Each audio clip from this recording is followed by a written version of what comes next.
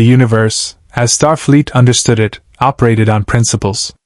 Cause and effect. Energy and matter. The elegant mathematics of warp field dynamics and the precise choreography of subspace phenomena. In 26 years of deep space exploration, the Federation had encountered beings of pure energy, civilizations older than human memory, and entities that bent the laws of physics like light through a prism. They had faced gods and found them wanting. They had stared into the abyss of the Borg Collective and survived. They believed, with the quiet confidence of scientists and explorers, that the universe could ultimately be understood. They had never met Gandalf. The incident began, as so many extraordinary things do, with something routine. The USS Enterprise-D, flagship of the Federation fleet, was conducting a standard survey mission in the Varus system, approximately 40 light-years from the Romulan neutral zone. Commander Data had proposed a refinement to the ship's lateral sensor array, a Vulcan-derived temporal resonance scan designed to map subspace variants at quantum resolution. Captain Jean-Luc Picard had approved the modification with characteristic intellectual curiosity, anticipating nothing more dramatic than a footnote in a scientific journal. The scan lasted 11 seconds before everything changed. At 0347 hours, ship's time, every sensor on the Enterprise simultaneously registered an energy signature that the computer classified, after 4 full seconds of processing, as unidentified, no known analog.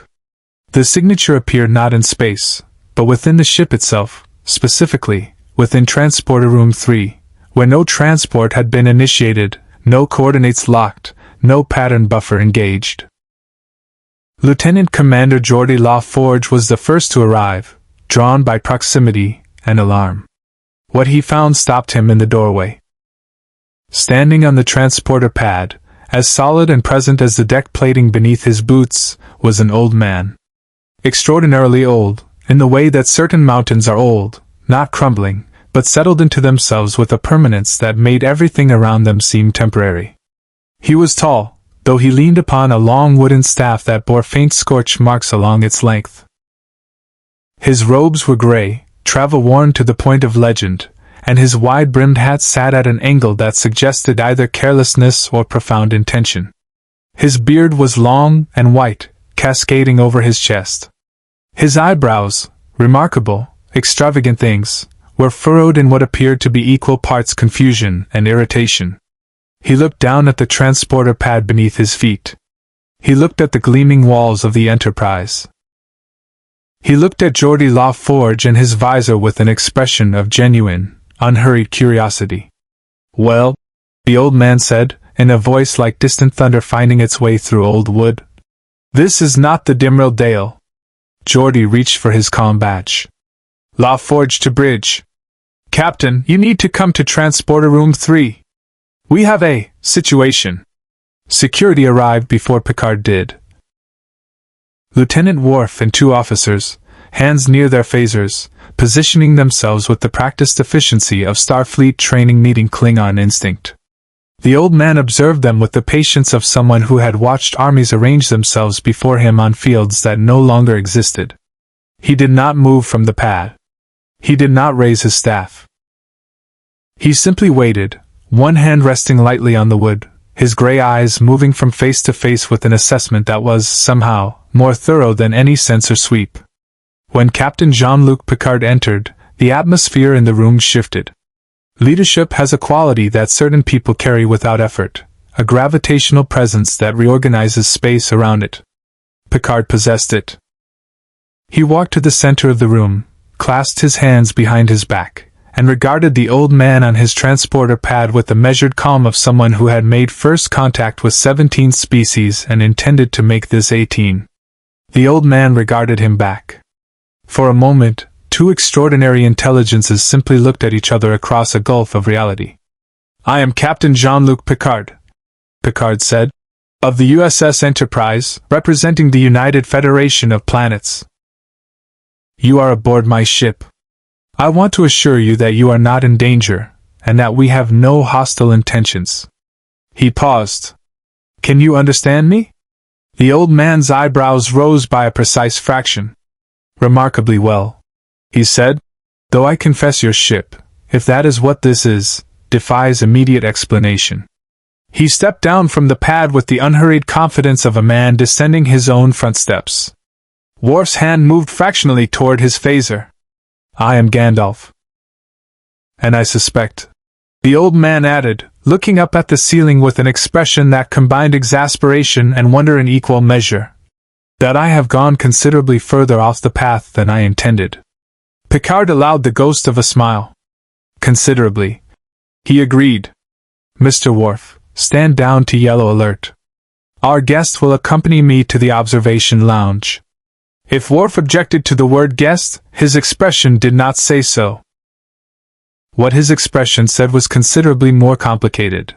The Klingon security chief studying the old wanderer with the particular attention of a warrior who has encountered something he cannot immediately categorize, and found the experience deeply unsettling.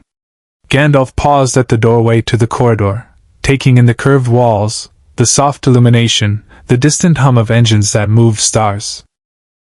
He placed one hand against the bulkhead and was still for a moment, as if listening to something beneath the sound. "Remarkable," he murmured. "Not frightened. Not overwhelmed. Simply present, and paying attention." Behind him, Geordi LaForge looked at his tricorder readings and then looked at them again. The energy signature emanating from the old man's staff, and from a ring on his right hand, a plain-looking thing set with a red stone, was still classifying as unknown. Worse, it was interfering with the tricorder's baseline calibration, introducing a drift in the measurements that had no engineering explanation. He made a note to tell the captain. Then he made a note to tell Data. Then he stood in the doorway of Transporter Room 3 and watched an old man in gray robes walk calmly down the corridor of the most advanced starship in the Federation, staff tapping lightly on the deck plating, hat slightly askew, moving with the quiet certainty of someone who has always known exactly where they are going, even when they have absolutely no idea. If you want to see more characters enter the Star Trek universe, hit that subscribe button and drop the name of a character you'd want to see in the comments below. Live long and prosper. The observation lounge of the Enterprise-D was designed for exactly this kind of moment. Picard had always believed that, in some quiet corner of his mind, that the great curved viewport looking out onto the stars, the long table of polished wood, the shelves bearing artifacts of 100 civilizations, had been assembled not merely for staff briefings and diplomatic negotiations, but for the moments when the universe sent something genuinely unprecedented through the door. He had hosted Q here. He had negotiated with board-compromised colleagues and temporal refugees and beings of pure thought. The room had a quality of readiness about it, a held breath. Gandalf entered and went immediately to the viewport. He stood there for a long moment, both hands resting on his staff, looking out at the star field with an expression that Picard could not immediately read. It was not wonder, exactly, or rather, it was a wonder that had been lived in for so long it had become something quieter and more permanent. The old man looked at the stars the way sailors look at the sea. With recognition. With respect. With the particular attention of someone who knows that beautiful things are also dangerous. "How far?" Gandalf said quietly. "From your world? From Earth?" Picard moved to stand beside him. "Approximately 300 light years." A long pause. "And your Earth?" "It is, well?" Something in the question's texture gave Picard pause. It was not small talk. It carried weight, the weight of someone who has asked after the welfare of places before, and not always received good news. "It is," he said carefully. "Humanity has changed considerably. We've extended ourselves across the stars. Formed alliances with other civilizations. There is no hunger, no poverty, no war among member worlds." Gandalf turned to look at him then, fully indirectly, and Picard felt the quality of that attention like a physical thing. Those gray eyes, extraordinarily gray, the color of sky before serious weather, held an intelligence that was not merely sharp but deep. Layered. As if the man behind them had been thinking about certain questions for longer than human institutions had existed. "No war," Gandalf repeated. Not skeptically. Carefully. Tasting the claim for truth. Among member worlds, Picard qualified with the honesty that had always been his most reliable diplomatic tool. The galaxy itself remains complicated. Gandalf made a sound that might have been a laugh, low and genuine. It always does. He moved from the viewport to the table, settling into a chair with the ease of someone accustomed to finding comfort in uncomfortable places. He set his staff across his knees. In the clean light of the observation lounge, Picard could see the wood more clearly. It was not any species he recognized, and the grain seemed to move slightly when the light shifted, though he was certain that was a trick of perception. Deanna Troi sat to Picard's left, her dark eyes steady on their guest. She had said nothing since entering. Picard had noticed, and had not rushed her. Data sat opposite, a pad already in hand, recording. Riker leaned against the wall near the door with the studied casualness that meant he was, in fact, extremely alert. Gandalf, Picard began, settling into the chair at the table's head. I want to be straightforward with you. Our sensors detected your arrival as an energy phenomenon without known classification. You appeared in our transporter room without any mechanism we can identify. I have many questions, but I would like to begin with the one that matters most. He paused. Are you well? Are you injured? The old man considered this with what appeared to be genuine appreciation for the ordering of the question. I am. He paused. Looked at his right hand, at the ring there, the red stone. Something moved across his face quickly. I am intact, he said, though I confess the journey was not one I planned. He looked up. I was crossing a bridge. In the dark. There was a great fall. His voice remained even, but the words carried something enormous behind them, compressed to almost nothing by long practice. I do not believe I completed it in the way I intended. A bridge, Data said. Can you describe the circumstances more precisely? The nature of the fall, the environmental conditions, any technological. Data. Picard's voice was quiet. Captain? Perhaps allow our guest to share what he wishes to share, in the order he wishes to share it. Data considered this. Of course. My apologies. I find the gaps in available data somewhat. He paused, searching. Uncomfortable. Gandalf looked at Data with immediate and focused interest. The android met his gaze with the open, undefended curiosity that was one of his most disarming qualities. For a moment the old wizard and the synthetic man simply regarded each other, and something passed between them that Troi felt but could not name, a mutual recognition, perhaps, of beings who existed at the edges of their respective categories. Do not apologize for curiosity, Gandalf told him. It is among the finest qualities a mind can possess. He settled back. What I can tell you, Captain, is that I am a traveler. I have walked many roads. I had not anticipated this one. He glanced at the viewport. I have known other worlds, other ages, other struggles. But your stars. He shook his head slowly. These are not the stars of my sky. No, Picard agreed. They would not be. Then I am further from home than I have ever been. The statement was simple. Its weight was not. Troi felt it land in the room like a stone into still water. The grief of it, the immensity of the displacement, held with a dignity that made it almost unbearable to witness. She had counseled hundreds of people through loss. She had never encountered loss carried quite like this, not as wound, but as weather. Something lived with. Something old. She found her voice. You've been separated from people who depend on you. Gandalf looked at her. His expression shifted. Not guarded exactly, but careful. He was assessing her, she realized.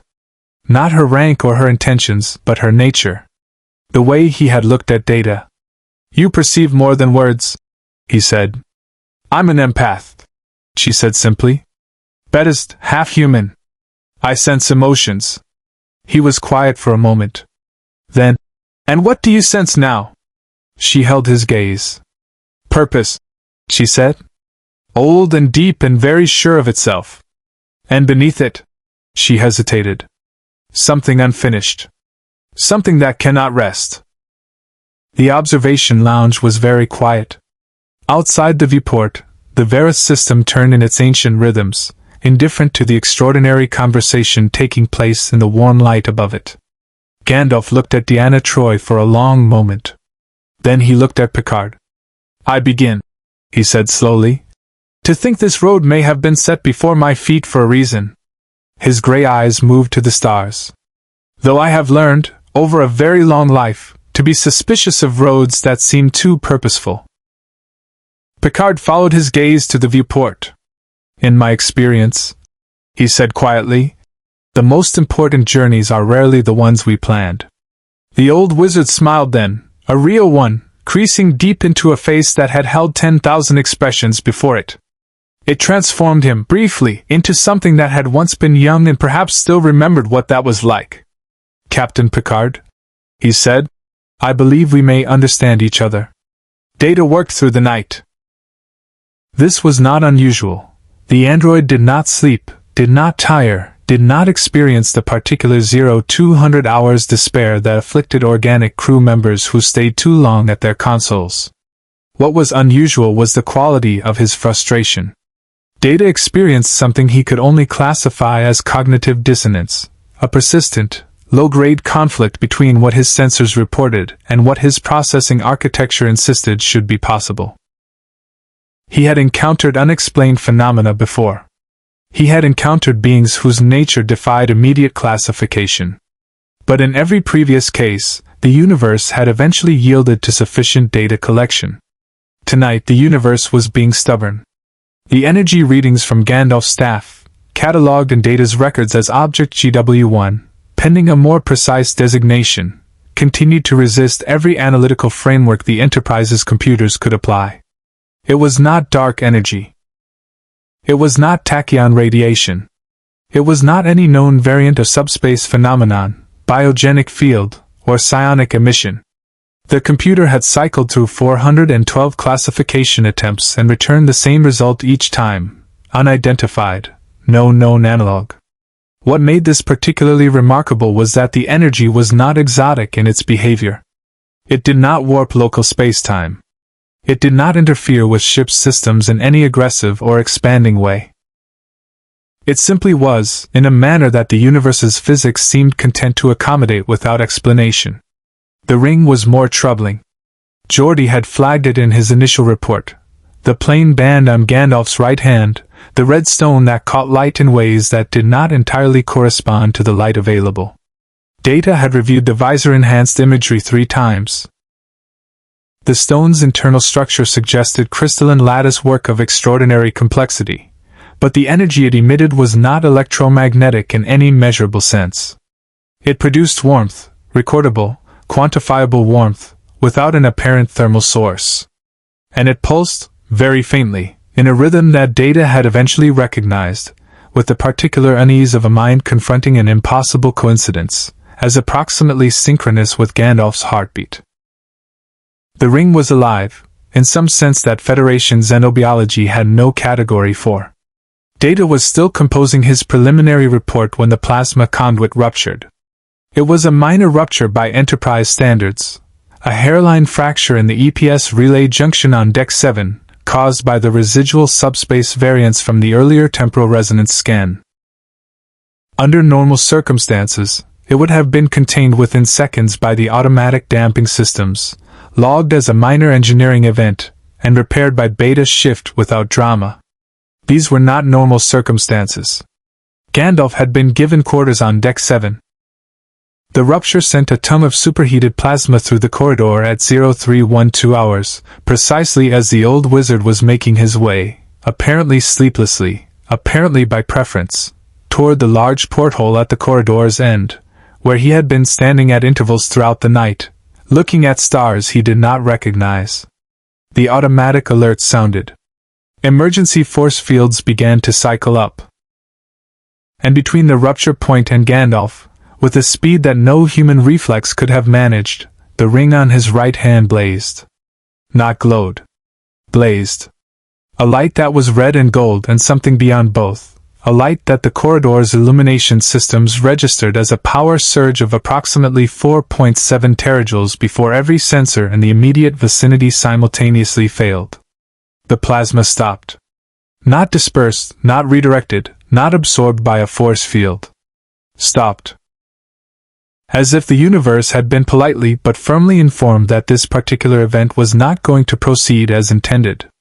The fire hung in the corridor for 1.3 seconds. Data would review the security footage 17 times and arrive at the same measurement, and then withdrew. Back into the fractured conduit. Back into containment. The EPS relay sealed itself in a manner that was, according to every engineering principle Geordi LaForge held dear, not possible. Gandalf lowered his right hand. The light faded. He looked at the sealed conduit with an expression of mild surprise, as if his own capabilities had exceeded his current expectations. Geordi arrived at a run, damage control kit in hand, to find a perfectly intact corridor and an old man in gray robes studying a repaired plasma conduit with detached professional interest. What? Geordi looked at his tricorder. Looked at the corridor. Looked at Gandalf. What just happened? A fire, Gandalf said simply. I dislike fires. In enclosed spaces particularly. He glanced at his hand, at the ring, with an expression Geordi couldn't quite decode. Something between gratitude and uncertainty. Though I confess it cost me more than it once would have. By 0400 hours, Picard had convened an emergency senior staff meeting. Data presented his findings with characteristic precision and uncharacteristic tentativeness. The android qualifying his statements in ways that reflected genuine uncertainty rather than mere scientific caution. The energy released by Narya, they had learned the ring's name by then. Gandalf, offering it without elaboration, had rewritten the local subspace geometry in a 17-meter radius around the rupture point. Not dramatically. Not catastrophically. But measurably, permanently, in ways that would require the Enterprise's navigational systems to account for a microvariance in warp field alignment for the remainder of their time in the Varus system. An act of what Gandalf called, without apparent self-consciousness, fire warding had left a permanent mark on the fabric of local space. The energy output, Data said, if sustained and directed, would be sufficient to disable the shields of a Galaxy-class starship. It appears, however, to be intimately connected to its source. It cannot be separated, replicated, or redirected by any technology currently available to us. Meaning it can't be weaponized, Riker said.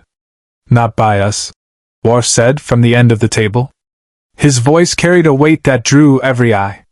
The Klingon security chief had been quieter than usual since Gandalf's arrival, not hostile, but watchful in the way that Worf reserved for things he was still deciding about. But others would make the attempt. The room was quiet for a moment. The subspace distortion from the plasma event, Data continued, was detectable at a range of approximately 6 light-years. With sufficiently sensitive equipment.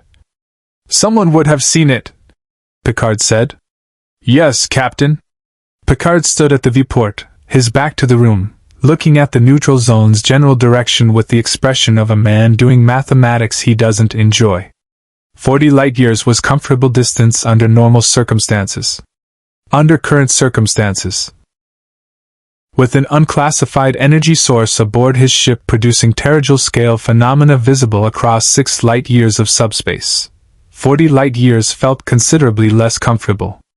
Increase long-range sensor sweeps toward the neutral zone, he said. Full spectrum. He turned. And I think it's time I had a more complete conversation with our guest. Gandalf, when Picard arrived at his quarters, was sitting cross-legged on the floor. His staff lay across his knees. His eyes were closed. The ring pulsed its faint warmth in the dimmed light, and the room had a quality that Picard's rational mind declined to name, but his older instincts, the ones his grandmother had cultivated in him with ghost stories and Shakespearean tragedies, recognized as the presence of something genuinely ancient attending to something genuinely important. He waited in the doorway. After a moment, without opening his eyes, Gandalf said, Your ship has been watching the dark, Captain. Something in the dark has noticed. Picard felt the hairs on his arms rise beneath his uniform. I know, he said. Gandalf opened his eyes. In the dim quarters, they were very gray and very sure. Then we should talk, the wizard said, about what I am, and what I carry, and why certain powers, in any universe, will always hunger for fire. The warbird decloaked at 0612 hours. It appeared on long-range sensors first as a gravitational shadow, the particular subspace displacement that Romulan cloaking technology left behind like a footprint in wet sand, invisible to casual observation but readable to a senior officer who knew what patience looked like on a sensor display. Lieutenant Commander Data had been watching for exactly this shape in the data since Picard's order 6 hours earlier. When it resolved into a confirmed contact at 0609, he had already begun calculating intercept vectors. By the time the IRW Torvac decloaked at 40,000 kilometers off the Enterprise's port bow, Picard was in his command chair, uniformed and composed, with the particular stillness that his crew had learned to read as the opposite of calm. "Hailing frequencies," he said. "They're hailing us, Captain," Lieutenant Worf reported, with the mild affront of someone who prefers to control the timing of confrontations. On screen, the face that appeared was angular, precise, framed by the severe architecture of Romulan military aesthetics. Commander Torith, female, senior, with the kind of eyes that performed calculations behind every expression, regarded Picard with the careful neutrality of someone who has already decided what they want, and is now determining the most efficient path to it. "Captain Picard," she said, "I hope we find the Enterprise in good health." "Commander." Picard's tone was perfectly matched, warm as a January morning on the neutral zone. "This is unexpected. We are some distance from the boundary. We detected an unusual subspace phenomenon originating from your position several hours ago." Torith's gaze was steady. A distortion of considerable magnitude. Naturally, given our proximity to the neutral zone, we felt obligated to investigate. "Naturally," Picard said. "I can assure you the Enterprise is operating within normal parameters. We experienced a minor EPS relay issue, now fully resolved." Something moved behind Torith's eyes, not quite disbelief, not quite amusement. "A minor relay issue producing 4.7 terajoules of unclassified energy output." She let the number sit in the air between them. "Our sensors are quite precise, Captain." The bridge was quiet. Riker, standing at Picard's right, kept his expression neutral with the practiced ease of a man playing high-stakes poker in a room full of professionals.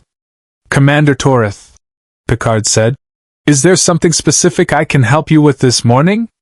"We would like to come aboard," she said. "A routine inspection, given the anomalous readings. Standard protocol for unexplained subspace distortions in proximity to the neutral zone." "That protocol applies to Romulan vessels in Romulan space," Picard said pleasantly. "We are in Federation space. I'm afraid I can't accommodate an inspection request without authorization from Starfleet Command." Torres smiled. It was a precise instrument. "Of course. We will wait while you make that contact." She paused. "The Torvac is in no hurry, Captain." The channel closed. Riker crossed to Picard's side. "She's not leaving," he said quietly. "No," Picard agreed. "She's also not alone." He glanced at Data. "Commander?" "Confirmed, Captain." Residual tachyon signatures suggest a second vessel holding position at approximately 90,000 kilometers. Warbird class, likely Valdor type. Data's fingers moved across his console. "They have been in position for approximately 2 hours. They were waiting for us to detect the first vessel before revealing their formation." Picard absorbed this. "They want us to know they have us bracketed." It would appear so. In the ready room, 15 minutes later, Picard stood across from Gandalf and conducted the most unusual strategic briefing of his considerable career. He had explained the Romulans with the conciseness of long familiarity, their history, their nature, their particular brand of ambition dressed in the language of security and necessity. Gandalf listened with his full attention, which was, Picard was discovering, a more complete thing than most beings managed. The old wizard did not interrupt. He did not ask clarifying questions. He simply listened, his gray eyes steady, his hands folded over the head of his staff, absorbing information the way deep water absorbs light, taking it in entirely, revealing nothing of its depth. When Picard finished, Gandalf was quiet for a moment. "They want the ring," he said. Not a question. "They want the energy source," Picard said carefully. "They may not know it's a ring specifically, but they detected what Narya did in that corridor, and they want to understand it. Acquire it. That is—" He paused, choosing honesty over diplomacy, very much in keeping with their character. Gandalf looked at his right hand. In the Ready Room's light, Narya's stone was the deep red of cooling embers, banked, patient, waiting. "In my world," he said slowly, "there were those who sought the rings of power for similar reasons. The desire to possess power one does not understand is, it seems, a universal affliction." "It is," Picard agreed. "Which is why I need to ask you something directly, and I need you to answer me with equal directness." He met the wizard's gaze. "What does Narya do?" "Fully. Not the fire we witnessed, I mean its deeper purpose. Because the Romulans will not stop at watching. And I cannot defend what I don't understand." Gandalf considered him for a long moment. The quality of that consideration was unusual. It was not the pause of someone deciding whether to trust, exactly, but the pause of someone deciding how much truth a particular listener was ready to carry. "Narya," he said at last, "is the Ring of Fire. One of 3 given to the Elven Kings in my world, in an age you would have no record of."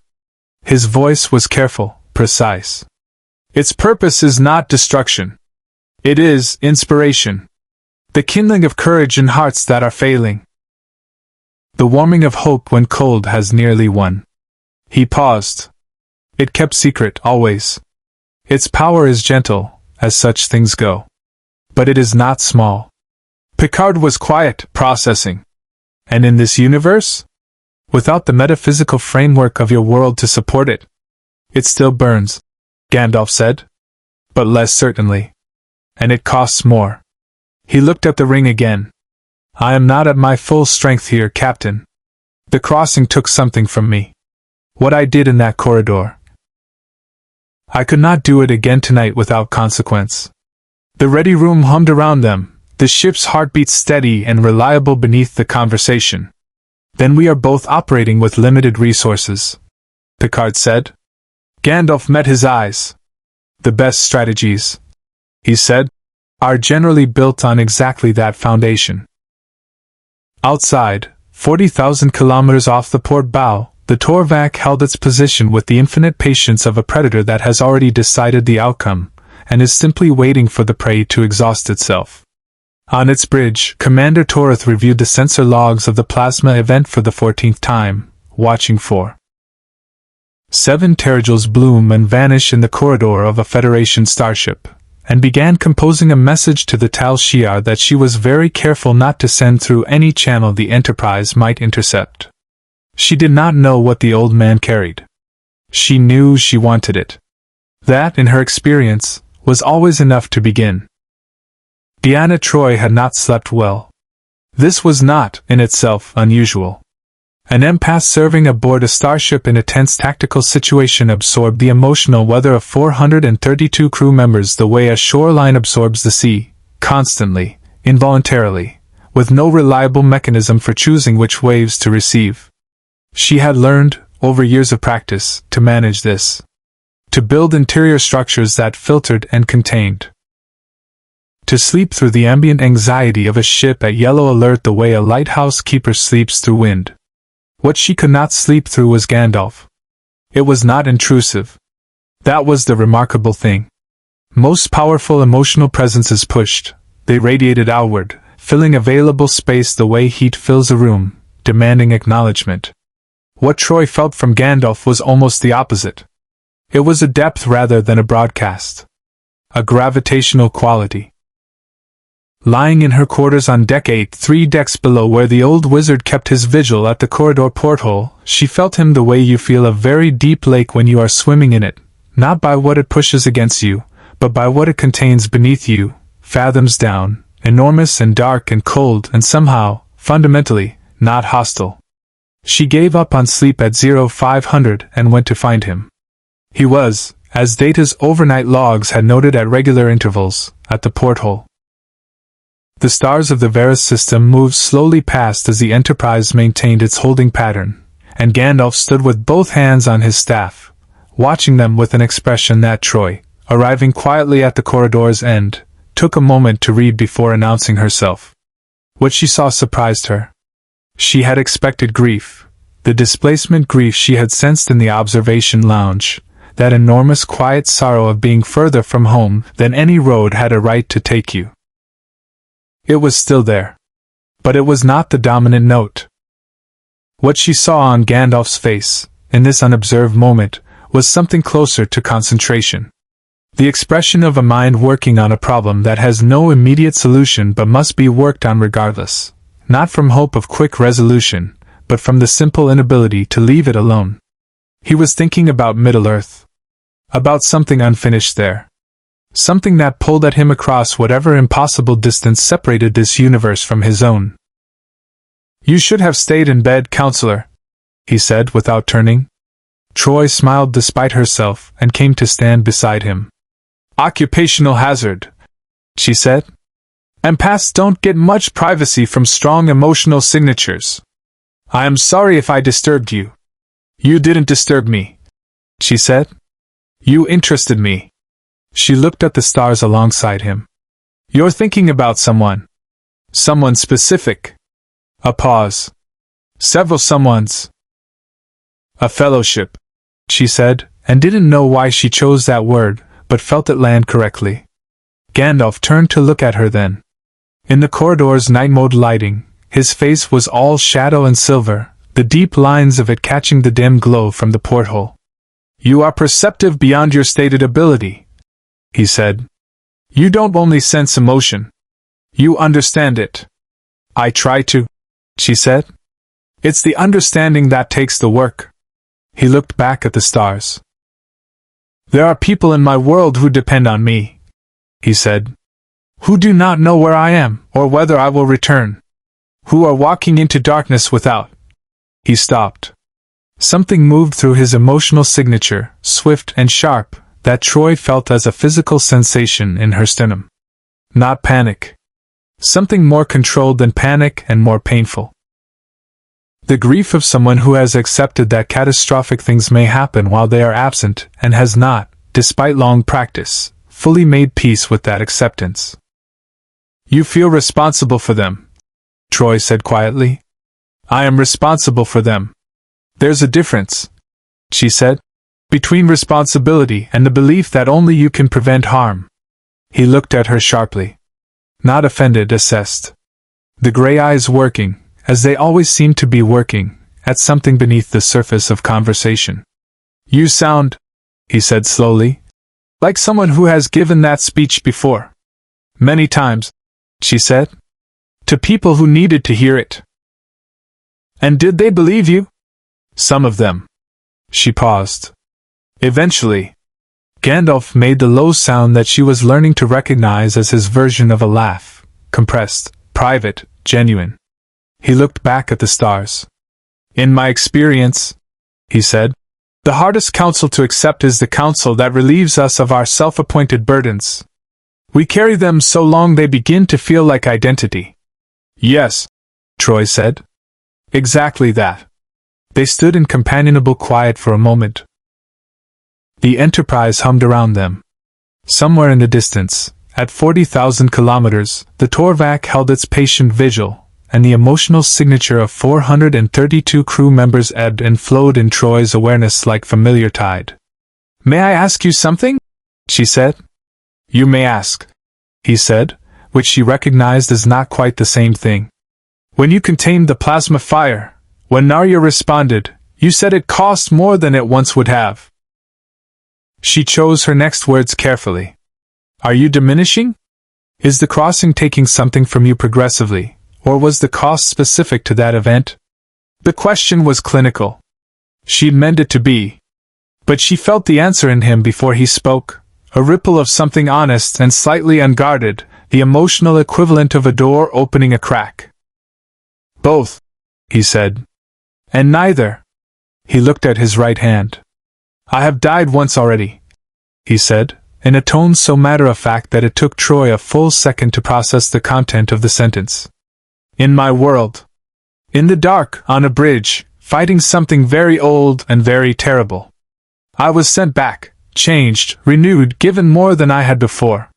He turned the ring slightly on his finger. But the renewal was calibrated to my world's nature. Here, the source of what I am does not translate with full fidelity. I am. He paused, searching for a word that fit. An instrument somewhat out of tune with the music of this universe. Troy absorbed this.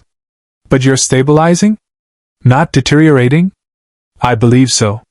A pause. I hope so. Your hope reads as genuine, she said. For what it's worth. From an empath. He said. It is worth considerably more than you might think. He straightened, both hands firm on the staff, and something shifted in his bearing, the concentration returning, the grief moving back to its accustomed place beneath everything else. Tell me, counselor. Your captain. He carries his own weight. She glanced at him sideways. He does. Old losses? Gandalf said. Not a question. Yes. He keeps them useful. The wizard said. That is not common. It is a skill, and a difficult one. He nodded slowly, as if confirming something he'd already suspected. He is a good man to be stranded with. Troy felt a warmth that had nothing to do with Narya.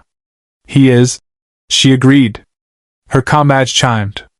Worf's voice, stripped to its tactical essence. Counselor Troy to the bridge. The Romulan commander is hailing again. And a pause that on Worf constituted significant editorial comment. There is something else. Long-range sensors have detected a third vessel. It is not Romulan. Troy and Gandalf exchanged a look. What is it? She asked. Federation registry, Worf said. But its energy signature does not match any vessel on record. It is approaching at warp 9, and it is broadcasting on all frequencies simultaneously. A beat of silence. Broadcasting what? Troy asked. Worf's pause was longer this time. When he spoke, his voice had acquired the specific quality it reserved for things that offended his understanding of the natural order. Philosophy, he said. It is broadcasting philosophy. Gandalf's eyebrows rose. For the first time since his arrival aboard the Enterprise, he looked genuinely, unreservedly delighted. No, he said, reaching for his staff with renewed purpose. That is interesting. The vessel was unlike anything in Starfleet's registry. Data spent 40 seconds analyzing its configuration before concluding, with the precision that made his uncertainty more alarming than another officer's certainty, that it had been constructed by modifying a Vulcan survey ship, a Dval-class science vessel, approximately 60 years old, with additions that were architecturally Vulcan in discipline but philosophically something else entirely. Additional sensor arrays had been bolted to the hull with the careful asymmetry of someone who valued function over form but had not entirely abandoned aesthetics. The warp nacelles had been reconfigured to produce a field geometry that Starfleet engineering had no designation for. And from every available broadcast antenna, in rotating sequence across all standard hailing frequencies, the ship transmitted a continuous stream of dense philosophical text. Data processed the transmission in 0.4 seconds and found it remarkable. The text was Vulcan in structure, logical, precise, built on formal argument, but its content was profoundly, almost aggressively heterodox. It challenged the foundational premise of Surek's teachings not with emotion, as the Romulans had done in their ancient sundering, but with reason. It argued that the suppression of the metaphysical, the deliberate excision of all that could not be quantified, measured, or reproduced, represented not enlightenment, but a form of self-imposed blindness. That the universe contained dimensions of reality inaccessible to sensor arrays and warp field calculations. That logic, applied only to what logic could already perceive, was a closed system consuming itself. It was, Data noted in his log with careful neutrality, the most sophisticated philosophical heresy in Vulcan intellectual history. And it was signed Vlarsunek, formerly of the Vulcan Science Academy, Independent Research Vessel Koluchan. Infinite diversity and infinite combinations, Troy murmured, reading the vessel's name on the view screen. That's the IDIC principle. Ironic, Riker said. For someone who's apparently been expelled from Vulcan Scientific Society. He has not been expelled, Data clarified. My records indicate Vlarsunek resigned his position 14 months ago following the rejection of a theoretical paper by the Science Academy's review board. The paper proposed the existence of non-quantifiable dimensions of physical reality, what he termed metaphysical subspace. The Academy found his methodology insufficiently empirical. He believed in something he couldn't prove, Riker said. He believed, Data said, in something the available instruments could not measure. He has spent the intervening 14 months modifying his sensor arrays in an attempt to detect what he calls the resonance of meaning in subspace phenomena. A pause.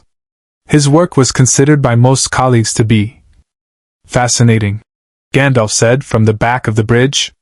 He had arrived quietly. Troy had not heard him come in, which suggested he moved with a deliberateness that went beyond mere physical care. He stood now near the rear station, staff in hand, reading the scrolling philosophical text on the secondary display with an expression of absorbed attention. Picard turned. You've read it? Enough. Gandalf moved forward unhurried, until he stood at the center of the bridge, looking at the strange vessel on the view screen. This philosopher. He believes the universe contains more than his instruments can show him. And for this, his colleagues have cast him out. Essentially, Picard said. The sound carried a depth of recognition that Troy felt as a distinct emotional note, not quite sympathy, something older. The recognition of a pattern encountered many times across many ages. He is not wrong, Gandalf said simply.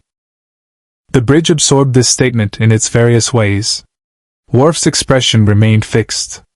Data tilted his head at precisely 4.2 degrees. Riker looked at the view screen with the careful neutrality of a man reserving judgment. Picard looked at Gandalf with the expression he reserved for moments, when the universe made a point he could not immediately argue with. Hail him, Picard said. Vlarsunek appeared on the view screen and was immediately, obviously, not quite like other Vulcans. The difference was subtle. He had the angular features, the severe haircut, the composed expression of his species. But his eyes held something that pure logical discipline tended to flatten out of Vulcan faces, a quality of searching, of not yet finished, of a mind that had asked a question it could not stop asking. He was perhaps 120 years old by Vulcan reckoning, which made him middle-aged, and he wore the particular intensity of the middle-aged iconoclast who has burned enough bridges to be committed but not enough to be at peace with it. Captain Picard, he said, with precise courtesy. I apologize for the unsolicited broadcast. I find that philosophical positions travel better when disseminated widely. His eyes moved immediately and without subtlety to Gandalf. You are the source of the subspace resonance recorded 6 hours ago. Gandalf regarded him with calm interest. I may be. The energy signature was not electromagnetic. Not gravitational. Not any known variant of subspace phenomenon. Sunek's composure held, but barely. Beneath it, Data's emotion-reading algorithms, such as they were, detected the Vulcan equivalent of barely contained excitement. It resonated at a frequency I have been theorizing for 14 months. A frequency I have termed ontological subspace, the layer of reality that underlies physical law rather than operating within it. He paused. I had not expected experimental confirmation to arrive on its own. Nor had I expected, Gandalf said mildly, to serve as anyone's experimental confirmation. Vlarsunic, Picard said, you are aware that you are conducting unauthorized research in Federation space, in proximity to a Romulan military vessel, broadcasting on all frequencies simultaneously? I am aware of the Romulan vessel, Sunic said, with the dismissiveness of someone who has decided that certain risks are simply the overhead cost of important work. I am also aware that the energy recorded at your coordinates represents the first empirical evidence that my theoretical framework is correct. Captain, what is aboard your ship is not a technological phenomenon. It is not a biological one. It is ontological. It exists at the level of meaning itself. And I have spent 14 months and my entire academic reputation insisting that such things are real. The bridge was quiet. He is, Troy said carefully, not wrong about what he's detected. Picard looked at Gandalf. Gandalf looked at Sunic. Sunic looked at Gandalf with the expression of a man who has been told his entire life that the thing he can see does not exist, and has just found someone else who can see it too. You are a philosopher, Gandalf said. I am a scientist, Sunic corrected. Then, after a pause of approximately 3 seconds, which for a Vulcan was a considerable admission, who has found that science, as currently practiced, is insufficient for the questions I am asking? Then we are, Gandalf said, in a similar position. Something passed between them across the view screen, not warmth, exactly, in Sunic's case, but a quality of recognition that Troy felt as a clean, sharp note. Two minds that had been told, by different universes using different languages, that the territory they were mapping did not officially exist. Finding each other at the edge of the map. I would like to come aboard, Sunic said. That, Picard said, with the measured tone of a captain who is calculating variables faster than he is showing, may be premature. Captain? Worf's voice cut across the bridge with the precision of a bat'leth finding its mark. The Torvak is moving. They are on an intercept course for the Koluchan. On the view screen, Sunic's composed expression did not change, but his eyes did, a fractional shift, quickly controlled, that Troy read as fear wearing a Vulcan mask.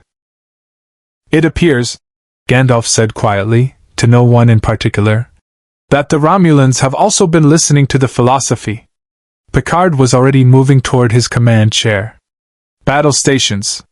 Hail the Torvak. Captain? Data's voice had its particular quality of urgency without inflection. Before you do, I should note that if the Torvak reaches the Koluchan before we intercept, Commander Torith will have access to 14 months of Vlarsunic research data, including, he paused, his complete theoretical framework for detecting and measuring ontological subspace phenomena. Which means, Riker said, she'd have a roadmap for finding whatever Gandalf is. And everything he carries. Worf added. The bridge hummed with the shift to red alert, the lighting dropping to its combat register, every console sharpening to tactical purpose. Gandalf stood at the center of it with his staff and his gray robes and his ancient eyes, watching the Romulan warbird angle toward an unarmed philosopher's ship, and his expression held something that Troy recognized from her reading of his emotional depth. Not alarm. Calculation. The same expression, she suspected, he had worn on many bridges, before many battles, in a world that no longer existed from this universe's perspective. The expression of someone counting pieces on a board that others haven't noticed is already in play. Captain, he said, I have a suggestion. Picard listened to the suggestion. It took Gandalf 40 seconds to deliver it, in the compressed, precise language of someone accustomed to councils where time was measured in the turning of ages rather than the minutes before a warbird reached intercept range. When he finished, the bridge was quiet for exactly 2 seconds, the particular silence of a senior staff simultaneously processing an idea that is simultaneously obvious, unprecedented, and slightly alarming. You want us to let them take you, Riker said.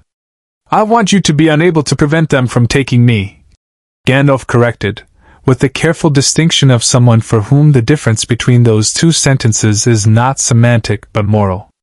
There is a considerable difference. One is surrender. The other is strategy. The outcome is identical, Worf said. The outcome is never identical when the intention differs, Gandalf replied, with a mildness that somehow made the correction more pointed rather than less. Commander Torith wants what I carry. She will not harm me while she believes I am useful. And aboard her ship, I will be considerably closer to her intentions than I am here, which means I will be better positioned to ensure that those intentions do not succeed. You're talking about playing a longer game, Picard said. I have been playing long games, Gandalf said, since before your son was the age it is now. Picard held the wizard's gaze for a moment. The bridge hummed its red alert register around them, and 40 light-years away, the neutral zone waited with its ancient indifference, and between the Enterprise and a Vulcan philosopher's ship, a Romulan warbird closed the distance at full impulse with the unhurried confidence of a predator that has already measured the gap. No, Picard said. Gandalf's eyebrow rose. The Federation does not use people as instruments, Picard said. Not even willing ones. Not even strategically. You are a guest on my ship, and I will not allow you to be taken by a Romulan military vessel while I have the capacity to prevent it. He turned to Worf. Get the Koluchan into transporter range. Now. Worf's expression, for a fraction of a second, held something that was not quite approval but was adjacent to it. Aye, Captain. What followed was 11 minutes of the particular controlled chaos that the Enterprise's crew managed with the practiced efficiency of long experience. Picard engaged Torith in a hailing exchange that was, on the surface, a discussion of jurisdictional protocols regarding the Koluchan's unauthorized research activities, and was in practice a masterclass in using diplomatic language as a tactical delay mechanism. Torith matched him precisely. She had not risen to command a warbird by being outmaneuvered in conversations, but matching Picard for verbal economy cost her 4 minutes of positioning time, and 4 minutes was enough. Sunak beamed aboard carrying 2 pads, a portable sensor array, and the particular expression of a Vulcan who has just been rescued from a Romulan warbird and is processing the emotional implications of gratitude through 7 layers of logical suppression. He stepped off the transporter pad, looked at Gandalf, and said, Your ring's subspace resonance has shifted 0.003 terahertz since my initial reading 6 hours ago. You are metabolizing energy from this universe's quantum foam at an accelerating rate. You are adapting. Gandalf regarded him. Good morning to you as well. It is currently 0741 hours. Sunak said. Good morning. He looked at the ring with undisguised scientific hunger. May I take readings? You may not touch it, Gandalf said. I would not touch it, Sunak said, with the faint defense of a scientist accused of bad laboratory practice. I would observe it. There is a distinction. There is, Gandalf agreed, with the ghost of something warm in his voice. Very well. They were given a science lab on Deck 11, which became, over the next 3 hours, the most unusual research collaboration in Federation history. Sunak set up his portable sensor array with the focused efficiency of a man who has been waiting 14 months for this exact opportunity, and intends to extract maximum data from every available second. Gandalf sat across the lab table with his staff and his ring and the patient stillness of someone accustomed to being studied by creatures who do not yet have the frameworks to understand what they are looking at. Data joined them, because data always went where the unknown was, and because Picard had quietly asked him to keep observational records that went beyond Sunak's theoretical framework. The 3 of them made, Troy thought, watching through the lab's viewport, a remarkable tableau. The android, the Vulcan heretic, and the ancient wizard, 3 different species of mind that had each, in their way, been told that the questions they were asking fell outside acceptable boundaries. Sitting together in a Starfleet science lab while a Romulan warbird prowled 40,000 kilometers away, trying to measure the unmeasurable. What they found, over those 3 hours, was this. Narya's energy signature was not static. It was responding to the Enterprise. Not to the ship's technology specifically, but to its crew. Sunek's sensors, refined past the point where standard Federation instruments gave up, showed the ring's output fluctuating in correlation with the emotional states of the beings nearest to it. When Troy had stood with Gandalf at the corridor porthole in the ship's night cycle, the ring's output had been at its lowest measurable level.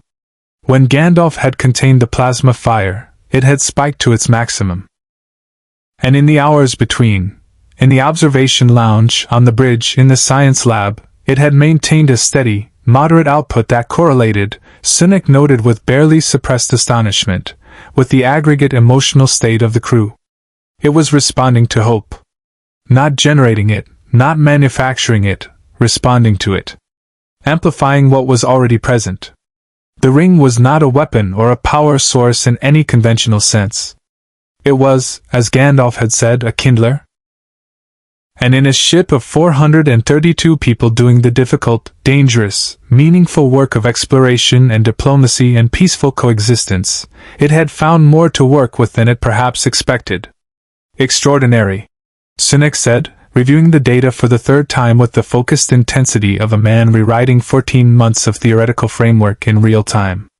The mechanism is not electromagnetic, not gravitational. It operates at the ontological layer. It interfaces with meaning, with intention, with the will, for lack of a more precise term. Will is precise enough, Gandalf said. Will is not a scientific term, Sunek said. It is in my world, Gandalf replied. Data looked between them with the expression he wore when cataloging an exchange for future analysis. The implications, he said carefully, are considerable. If consciousness itself, the act of willing, of intending, constitutes a measurable force at the subspace level, then the fundamental model of Federation physics requires. The ship shuddered. Not the impact shudder of weapons fire, something different. A resonant vibration that moved through the hull like a note played on an instrument of extraordinary size. Every console in the science lab flickered simultaneously. Sunek's sensor array spiked to its maximum reading and held there, screaming data at a rate the display could not process. Narya blazed, briefly, immediately, a pulse of red-gold light that left afterimages on human retinas and caused Sunek to take 3 involuntary steps backward. Gandalf was on his feet before the vibration finished, staff in hand, his full attention directed at the ceiling with the focus of a man listening for something beneath the sound. That, he said quietly, was not your ship. Picard's voice came over the comm, stripped to its command register. Senior staff to the bridge. All senior staff to the bridge immediately. They moved. In the corridor, crew members were steadying themselves against consoles, checking readings, exchanging the rapid professional shorthand of people trained for crisis. The red alert indicators had shifted, not the standard crimson of tactical alert, but a deeper, pulsing amber that Troy had never seen activated outside of drills. She pulled up the alert classification on a corridor panel as they passed. Anomalous space-time event. Class unknown. On the bridge, the viewscreen showed what had replaced the Varith system's familiar star field. The space between the Enterprise and the Torvac was no longer empty.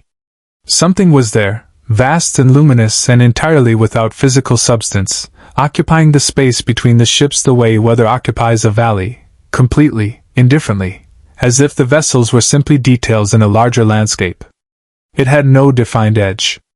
It had no consistent form. It shifted and resolved and shifted again, and where it moved, the stars behind it bent, not gravitationally, but as if the light itself was making way. Worf's voice was admirably steady. No known classification, Captain. Sensors are returning inconsistent data. Data moved to his console and reviewed the readings with the speed of processing that no organic mind could match, his expressions cycling through the micro-expressions of a mind encountering successive impossibilities. It is, he said, with the particular care of someone selecting words from a list that contains no adequate options. Aware of us. In the science lab, Sunek's abandoned sensor array continued recording, its display now showing a reading it had no scale for, a subspace resonance so vast that his 14 months of theoretical framework, built to detect the faint ontological signature of a single ring, was like a net designed for fish being asked to catch the sea. Gandalf stood at the back of the bridge, looking at the luminous immensity on the view screen, and his expression held something that Troy had not seen on his face before. Not quite recognition. Something older than recognition. Memory. "You know what it is," Picard said. It was not a question. He had turned from the view screen to look at Gandalf with the directness that was his most reliable instrument. Not accusatory, not alarmed, but precise. The expression of a man who has learned that in moments of genuine crisis, the most valuable thing he can do is identify who in the room has relevant information and ask for it without ceremony. Gandalf was quiet for 3 seconds. On the view screen, the luminous immensity shifted and breathed and bent the light around it with the casual indifference of something that has never needed to justify its existence to anyone. "Not precisely," Gandalf said. "But I know it's family resemblance." He moved forward until he stood beside Picard at the center of the bridge, both of them looking at the view screen with the particular posture of men who have stood at the edge of things before and learned not to step back. "In my world, there are beings who exist outside the physical order, who shaped it in ages before memory. They do not have bodies in the way you or I have bodies. They have presence, will. The universe bends around them not because of mass or energy but because of what they are." He paused. "This is something like that. Not the same, but something like. A non-corporeal entity," Data said, at his console. "We have encountered several classifications. The Organians, the Metrans, the Dowd." The Dowd. His fingers moved across the console. Sensor returns are contradictory. The entity occupies space in a manner that violates conservation of energy. Its mass reads simultaneously as 0 and as approximately equal to a Class M planet. It is producing no radiation in any known spectrum and radiation in all known spectrums simultaneously. "It's not making sense to your instruments," Gandalf said, "because your instruments are designed to measure the physical universe. This is not entirely in the physical universe." "Ontological subspace," Sunak said from the back of the bridge, his voice carrying the compressed intensity of a man watching 14 months of theory become real in real time. "It exists at the ontological layer. My sensors." He moved to an auxiliary console with the focused urgency of someone who has been waiting for exactly this. "My sensors can partially resolve it. The standard array cannot because it is not looking at the right layer of reality." Picard looked at him. "Can you communicate with it?" "I cannot," Cynic said. "But—" He looked at Gandalf. Everyone looked at Gandalf. The old wizard stood with his staff and his grey robes and his ring that pulsed its quiet warmth, and he looked at the entity on the view screen with the expression of a man reading a letter written in a language he once knew well and has not spoken in a very long time. "It is aware of Narya," he said. "It has been aware of it since the plasma event. The energy release. 6 hours ago, in your corridor, was a signal, however unintended. Not a large signal. But in a universe where such things do not occur naturally, even a small light is visible at considerable distance. It came because of the ring," Riker said. "It came because of what the ring represents," Gandalf said carefully. "There is a distinction." He was quiet for a moment. "In my world, the rings of power were made in an age of great struggle. They were designed to preserve, to hold against entropy and loss, and the long diminishment of things that matter. Narya was given to one who could use it to inspire resistance, to keep courage alive in those whose courage was failing." He turned the ring on his finger, a slow, deliberate motion. "Whatever this being is, it has recognized that purpose. It has recognized something operating at the level of meaning, of intention. And it is curious." "Curious," Worf said, in the tone of a Klingon warrior evaluating whether curiosity is a threat condition. "Curious," Gandalf confirmed. "Which is considerably better than hostile." Though the two, he added, are not always easily distinguished at first contact. On the view screen, the Torvac was visible at the edge of the frame, the Romulan warbird holding position with what appeared to be significant reluctance, its weapons systems powered but undeployed. Commander Torith, Picard suspected, was conducting the same rapid reassessment that every tactical officer conducts when a situation introduces a variable that is not in the tactical manual. The presence of an entity of unknown classification and unmeasurable power tended to reorganize priorities. "She's not moving," Riker noted. "No one is moving," Picard said. He looked at the entity. It shifted, vast and patient, and where it moved the stars made way. "Data, any change in its behavior? Any indication of intent? It has made no aggressive action. It has made no communicative action in any standard format." Data paused. However, its position has changed by 0.003 degrees in the past 4 minutes. It is orienting toward the Enterprise. Specifically, he added, with the careful precision of a man delivering information he finds remarkable, toward Deck 11. Science Lab 4. Where Synec's sensor array was still recording.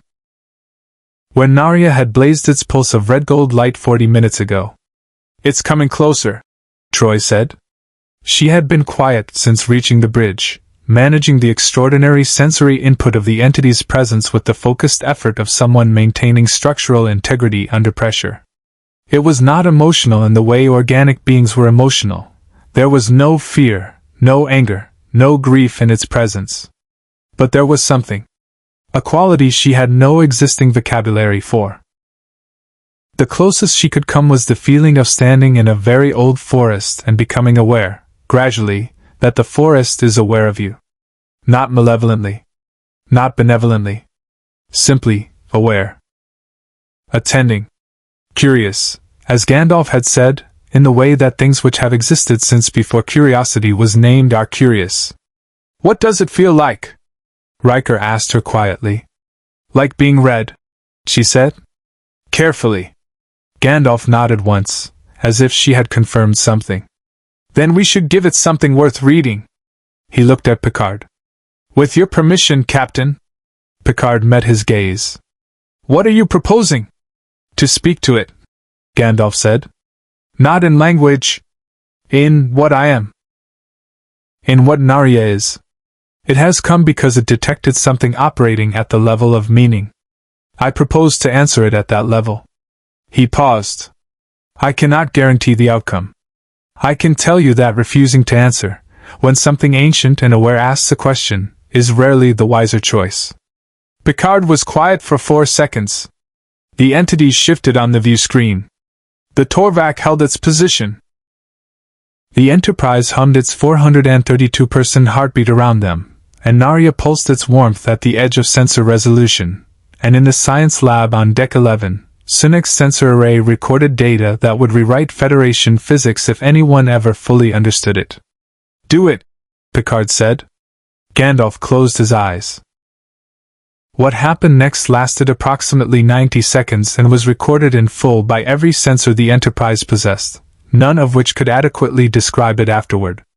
Narya blazed, not with the sharp crisis pulse of the plasma event, but with a sustained, expanding light that moved through the ship not as radiation but as something that every crew member present would later struggle to articulate.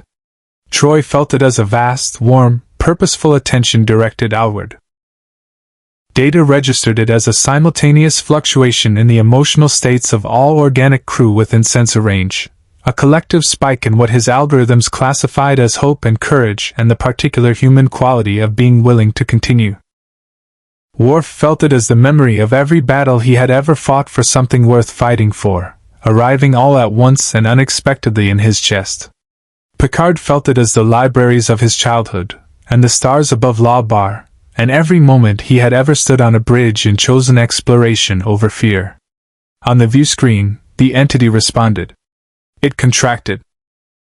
Not retreating, but focusing, the vast luminous immensity drawing itself toward a center with the deliberateness of a mind that has decided to pay very close attention.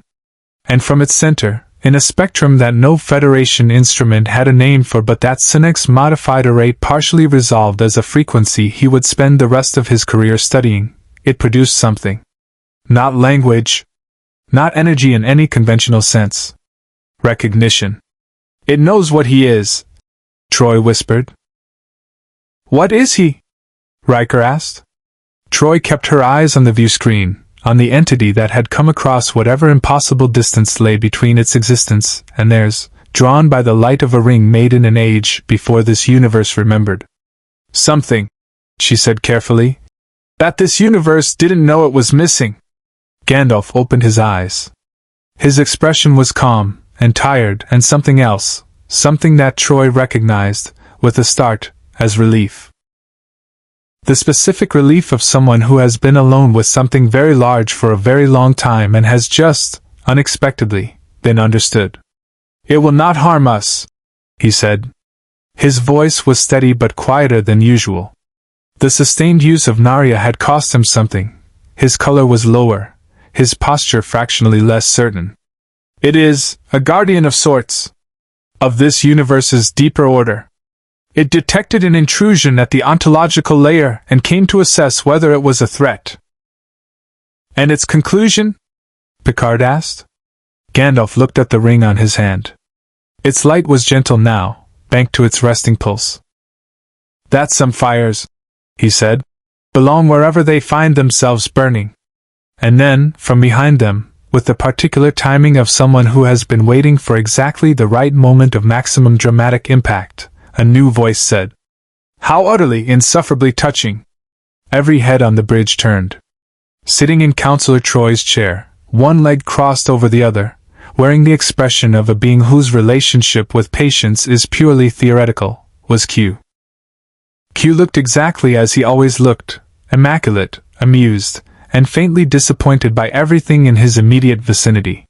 He wore a Starfleet uniform with the casual incorrectness of someone who has never needed to earn what they're wearing, the rank insignia subtly wrong in a way that suggested deliberate rather than accidental error. He surveyed the bridge with the proprietary air of a man returning to a vacation property he owns but rarely visits, found it satisfactory in its essentials, and turned his attention to Gandalf with the focused interest of a collector encountering a piece he has not previously catalogued. "Well," Q said, "you are unexpected." Gandalf looked at him. The look lasted approximately 4 seconds, and in those 4 seconds something happened that Troy had never witnessed in all her years serving alongside Picard through Q's visits. Q's expression, that permanent architecture of superior amusement, that carefully maintained distance from anything that might constitute genuine feeling, shifted. Fractionally. Briefly. The way a very still lake shifts when something moves far beneath its surface. He had expected, Troy realized, the reaction he always received. Alarm. Ah. The reflexive human response to encountering something that operates outside the boundaries of comprehensible power. What he had not expected was to be looked at by an old man in gray robes with the patient, assessing calm of someone who has met extraordinary beings before and formed considered opinions about them. "You are not what I expected either," Gandalf said. Q recovered his expression with the speed of long practice. "I am Q," he said, with a particular intonation that typically served as both introduction and complete explanation. "Of the Q continuum. I am, well, to use terms your limited framework might accommodate, omnipotent. Omniscient.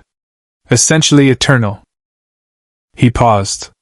"I am also, at present, extremely curious about you, which is a sensation I find deeply irritating as I am not accustomed to it." "Curiosity," Gandalf said, "is not a weakness." "No," Q agreed, with a sourness that suggested he had been told this before and found it unconvincing. "It's merely inconvenient." He stood from Troy's chair with the fluid ease of a being for whom physical movement is a choice rather than a necessity, and walked toward Gandalf with the slow deliberateness of a predator who wishes to convey that the approach is entirely optional on their part. He circled once, studying the staff, the ring, the robes, the face, with the comprehensive attention of a customs official examining something that arrived without proper documentation. You are not of this universe, he said. I am not. You are not corporeal in the conventional sense. Not entirely. Q stopped in front of him. There is something beneath the physical form. Something older. Something that was never born in any way that biology would recognize. No, Gandalf agreed. Mayor, Q said, testing the word as if reading it from somewhere very deep and very old. His eyes narrowed. A servant of powers that exist in your universe the way the continuum exists in this one. Subordinate but vast. Limited but purposeful. The last word carried an inflection that was, for Q, remarkably unironic. Purpose. What a peculiar thing to be made of. What are you made of? Gandalf asked. Q blinked. It was, Troy thought, the first genuine blink she had ever seen from him. Not performative, not theatrical, but the actual involuntary response of a mind that has been asked something it did not anticipate. I am made of everything, he said, after a pause that was, for an omnipotent being, extraordinarily long. Then you are made of nothing in particular, Gandalf said pleasantly. Which is a very different condition. The bridge was absolutely silent. Picard stood at his command chair with his hands clasped behind his back and the expression of a man watching something remarkable occur on a stage he has been given unexpected front-row access to. Riker had stopped pretending to monitor his console. Worf was watching Q with the focused attention of a warrior who has never found an adequate tactical response to omnipotence, and lives in hope that today will be different. Data was recording everything at full resolution and had already begun the preliminary outline of what would become a landmark paper in Federation philosophy, pending resolution of several outstanding questions about whether the events of the past 6 hours had actually occurred. Q looked at Gandalf for a long moment. Then he did something that was, in Troy's extensive experience of Q, unprecedented. He sat down. Not in Troy's chair this time. On the bridge steps, with the ungainly, unself-conscious posture of someone who has stopped performing and is simply present. It stripped 10 layers of theater from him and revealed something beneath that was, she realized with a start, genuinely curious. Not the weaponized curiosity Q deployed as a form of condescension. Something more basic. Something that had been alive in him, perhaps, since before the continuum had calcified around it. You died, Q said. In your world. And were sent back. Yes. By powers greater than yourself. Who gave you a task and the capacity to complete it, and then returned you to the work when the work was unfinished. Yes. Q was quiet. It was the quietest Troy had ever known him to be. Outside, the luminous entity had withdrawn to a greater distance, not gone, but retreated to a respectful remove, as if recognizing that the conversation now occurring required a particular kind of space. The continuum does not send us back, Q said. The statement was simple and flat and carried beneath it, Troy felt, something vast and complicated and very old. When a member of the continuum has run their course, they are simply finished. There is no return. No renewal. He looked at Narya. No ring that carries purpose forward. Gandalf looked at him with an attention that was, Troy realized, compassionate. Not pitying, the distinction mattered enormously. But genuinely, carefully compassionate. The attention of someone who has recognized a wound and is deciding whether the person carrying it wants it acknowledged. That sounds, Gandalf said quietly, very lonely. Q stood abruptly.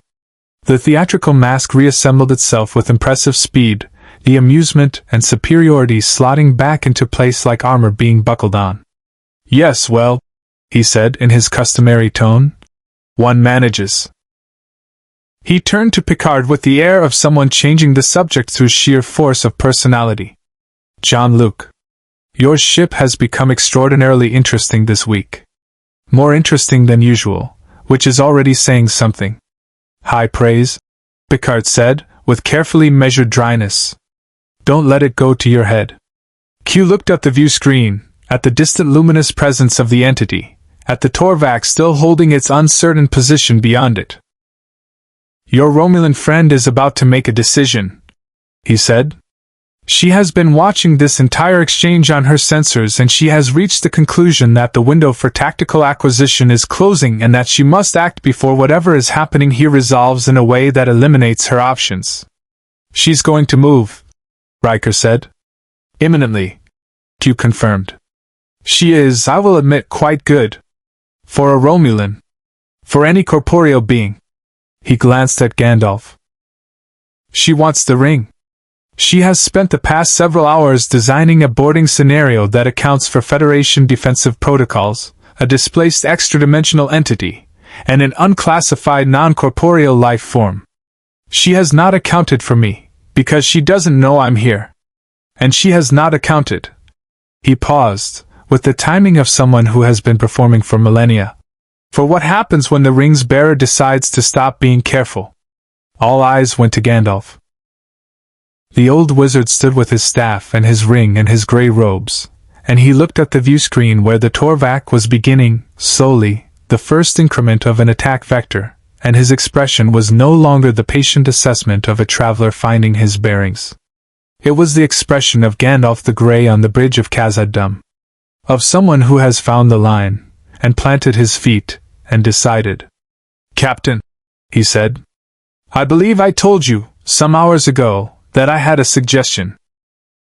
Picard looked at him. You did. I said you should appear unable to prevent them from taking me. He turned from the viewscreen to meet Picard's eyes directly. I have reconsidered. I do not think appearance is necessary. He looked at the Torvak. I think I would simply like to draw a line. Against the warbird, Riker said. Against the principal. Gandalf corrected. He looked at Q. Will you interfere? Q spread his hands with the elaborate innocence of a being who has never been innocent. I never interfere, he said. I observe. Occasionally I provide context. He glanced at Picard. Jean-Luc, you might want to move the ship back. Picard held his gaze for 1 second. Then, helm, reverse thrusters. 1/4 impulse. Worf, drop shields. Worf made the sound of a Klingon warrior who disagrees with an order but respects the chain of command. Shields down, Captain. Gandalf walked to the viewscreen.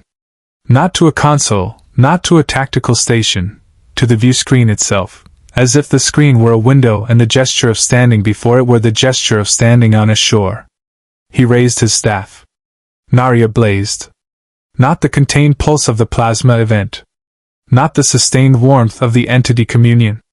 This was something older and more direct. The light of a ring forged in an age of great need by hands that understood that some fires exist not to destroy but to hold. To say, here. No further. This place, these people, this moment, will not be taken. The Torvak's engines, running at full impulse toward attack position, stopped. Not disrupted. Not damaged. Stopped, as if the space between the warbird and the Enterprise had become, for the duration of a hell breath, simply impassable. Commander Torith would report later. In a classified Tel Shiar document that would not be decoded by Federation intelligence for 11 years, that her helm had responded normally, that her engines had produced their expected thrust, and that the ship had not moved. That something between her vessel and its destination had declined to permit the transit. That it had felt, in a way she would never include in an official report, like being told no by something that did not need to raise its voice.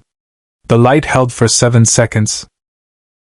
Then it faded, and Gandalf lowered his staff, and leaned on it with the posture of someone who has spent more than they had available and is working out the accounting. Picard was at his side before the wizard's second steadying breath. Are you all right?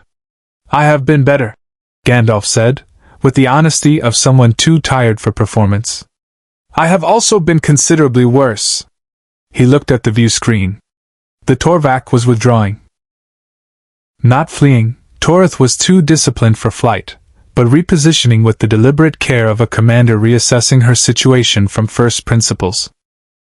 She will not attempt again today. And tomorrow? Picard asked.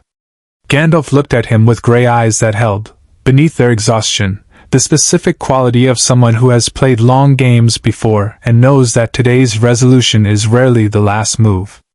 Tomorrow, he said, depends very much on what I decide tonight. Behind them, Q had returned to Troy's chair.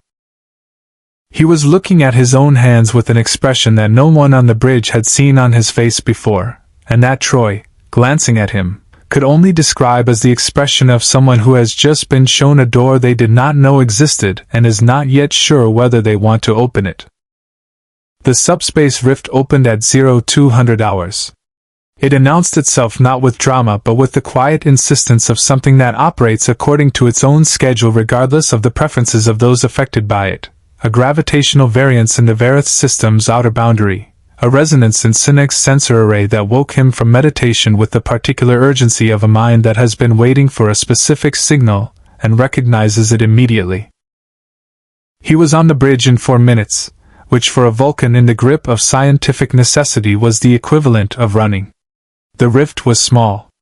Approximately 3 meters across, it occupied a point in space 12,000 kilometers off the Enterprise's starboard bow, and it had the quality that Sinek's instruments had been calibrated, over 14 months of theoretical refinement, to detect at the ontological layer, a thinning not of space but of the boundary between orders of reality.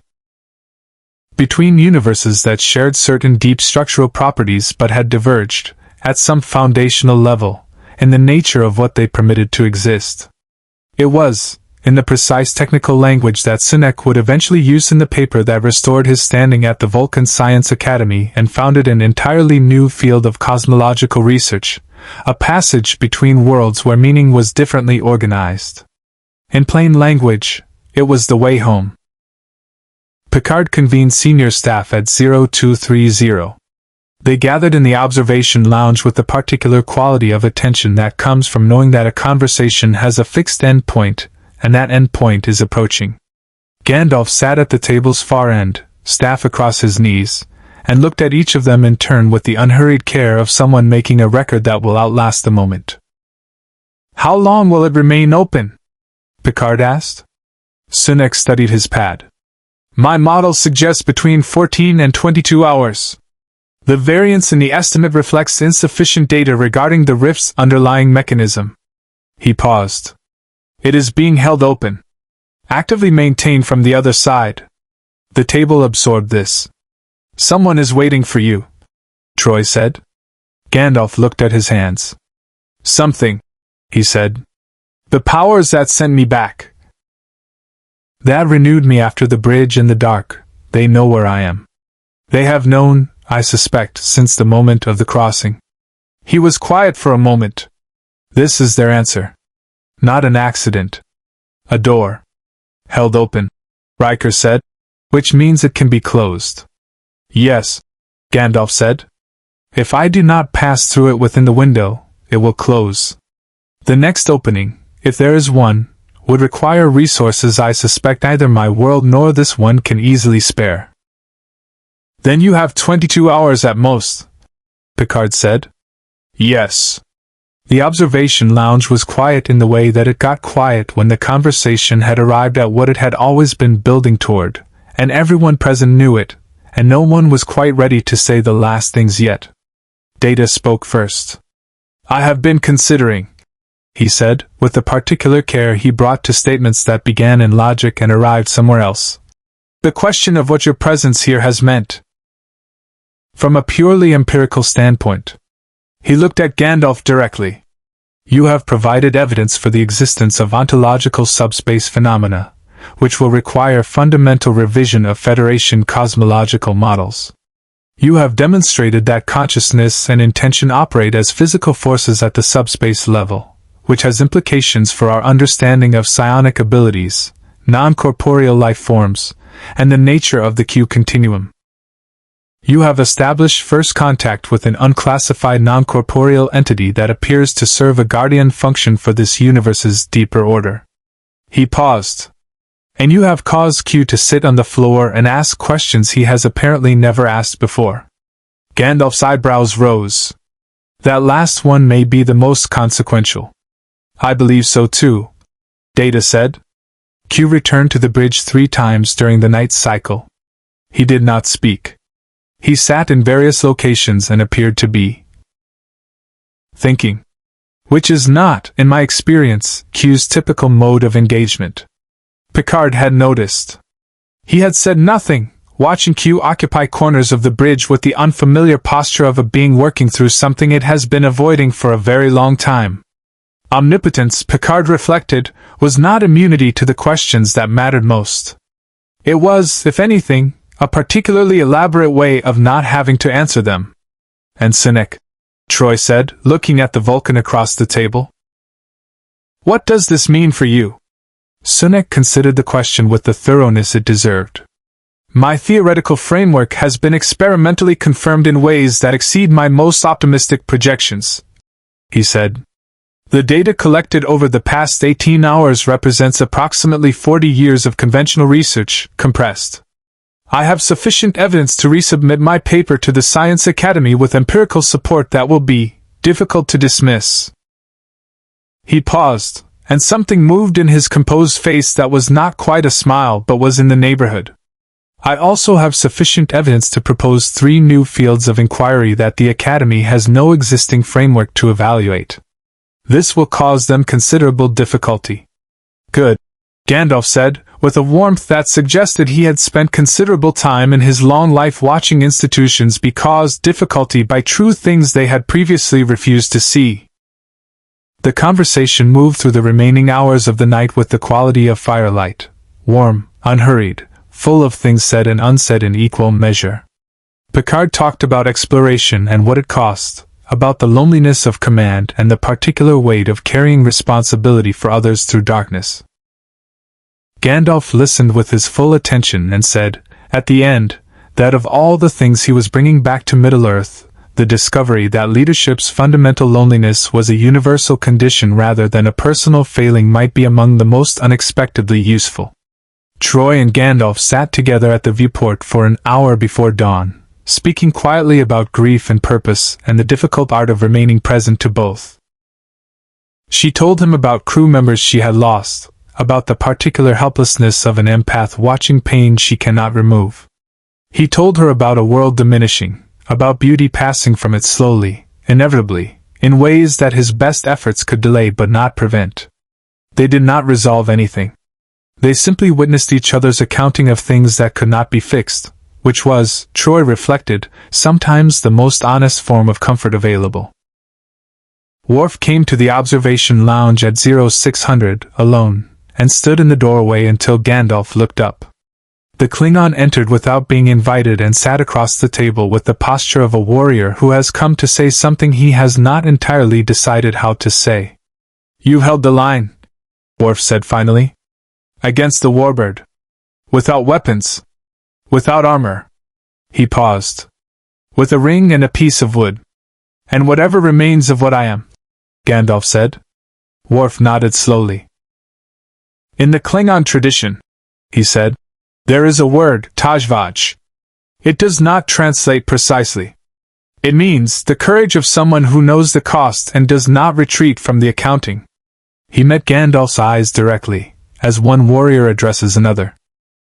You have tajvaj. Gandalf received this with the gravity it deserved. Thank you, Mr. Worf, he said. That is not a small thing to be told.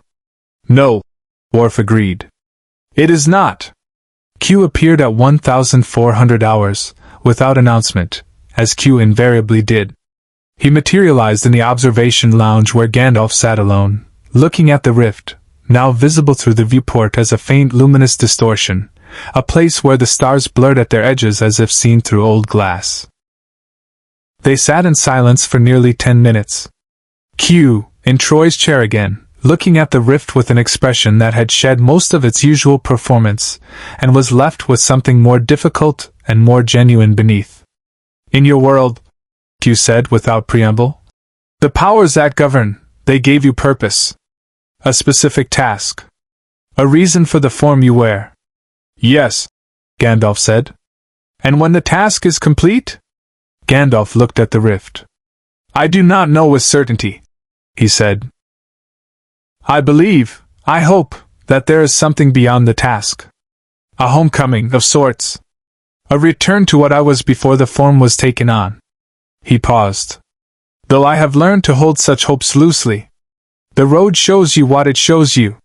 The destination is rarely exactly what you imagined. Q was quiet for a long time. The continuum has no tasks, he said. No purpose assigned from outside. We do as we please, because we can do as we please, because nothing constrains us.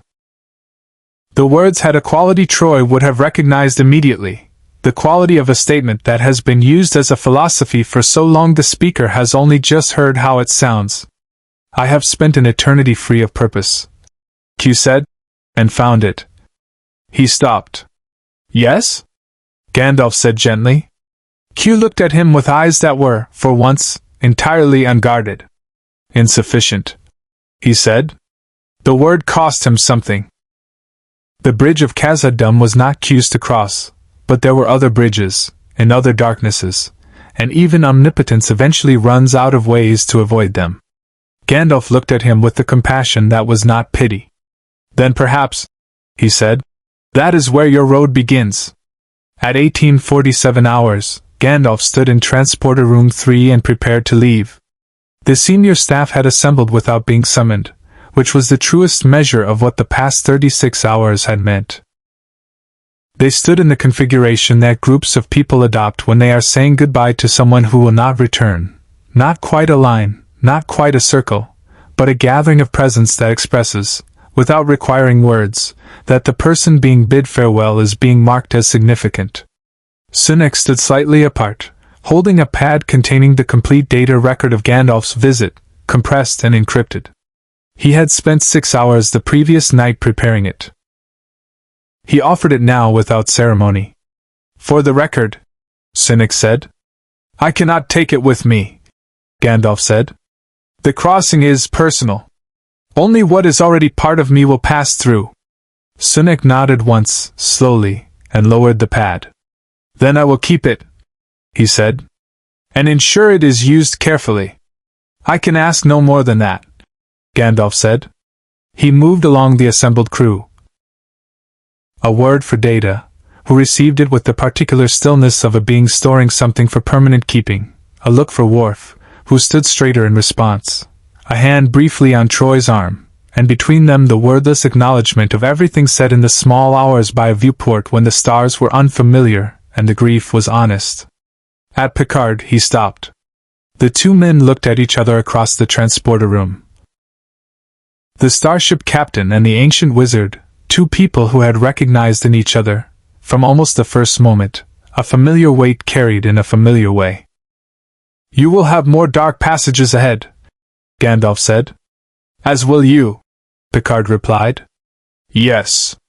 The old wizard's gray eyes held their particular depth, fathoms of it, centuries of it, the depth of a mind that has seen enough of the world's turning to know that the dark passages are not interruptions to the journey. They are part of it. But I have found, in my long experience, that the passages are survivable when you remember what waits on the other side. He paused. And when you have the right companions for the crossing. Picard was quiet for a moment. Then, in the Latin that he rarely deployed but always meant, Audaces fortuna juvat. Fortune favors the bold. Gandalf smiled, the full, deep smile that reached everything. She does, he said. Though she is not always punctual. He stepped onto the transporter pad. He looked once more at the room, at its clean lines and its soft light and the people standing in their imperfect circle of farewell. And his expression held everything, the grief of leaving, the urgency of returning, the profound, unexpected gratitude of having been understood briefly, in a universe that had no reason to understand him. Energize, Picard said. The transporter effect shimmered. The gray figure dissolved into light, rising upward and outward, passing through the ship's systems and into the space beyond, and through the rift's thin place between orders of reality and home. The transporter room was very quiet. On Deck 11, Sunak's sensor array recorded the rift's closure, a smooth, deliberate sealing, like a door pulled shut from the inside by hands that knew the mechanism well. The ontological subspace resonance faded to background levels. The stars in the Varus system resumed their ordinary configurations. The luminous entity, which had held its respectful distance through the final hours, withdrew entirely, leaving only the faint permanent variance in local subspace geometry that would puzzle navigation teams for the next 6 months until Sunek's paper provided the theoretical framework to explain it. In Counselor Troy's chair on the bridge, Q sat alone for a long moment in the empty room. Then he disappeared. He did not return for 8 months. When he did, he was quieter than usual, and asked Picard a question that Picard would spend years thinking about: whether purpose, freely chosen, was the same thing as purpose given. Whether a being that could do anything could find meaning in choosing one thing. Picard told him he thought so. Q said nothing, which was, coming from Q, a kind of answer. The universe is larger than any model built to contain it. This is what the 36 hours of Gandalf's presence aboard the Enterprise-D ultimately demonstrated, not through argument or declaration, but through the simple fact of what happened when something operating at the level of meaning encountered a civilization built on the premise that meaning was a secondary property of physical processes rather than their foundation. Starfleet filed the incident under anomalous crossover event. Classification pending, a bureaucratic designation that satisfied no one and captured nothing.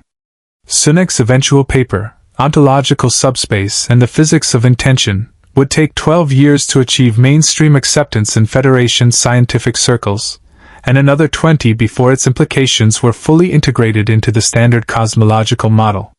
Q never fully explained his 8-month absence. The Continuum noticed a change in him and found it, variously, concerning, fascinating, and irritating. He did not explain that either.